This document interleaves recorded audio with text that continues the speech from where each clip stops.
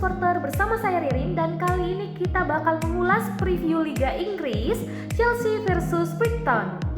Saatnya menang di kandang sendiri. Pertandingan Liga Inggris pekan ke-7 yang tak kalah menarik adalah laga Chelsea versus Brighton pada Sabtu 28 September 2019 malam pada 22 waktu Indonesia Barat.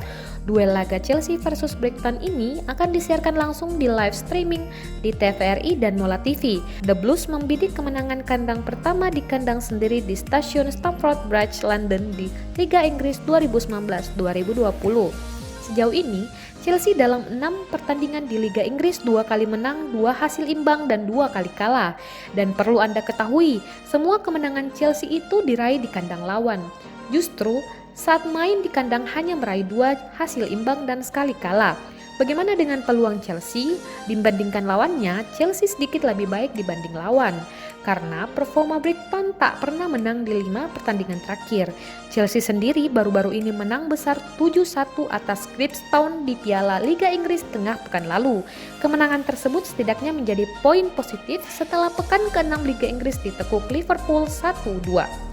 Manajer Chelsea Frank Lampard siap menurunkan Tammy Abraham, Jorginho, Mason Mount hingga Fikayo Tomori lawan Brighton. Kondisi Tammy Abraham lebih bugar karena tak main di ajang Piala Liga. Di Piala Liga, Frank Lampard hanya menurunkan pemain Chelsea seperti Mark Guehi, Reece James, ataupun Billy Gilmour.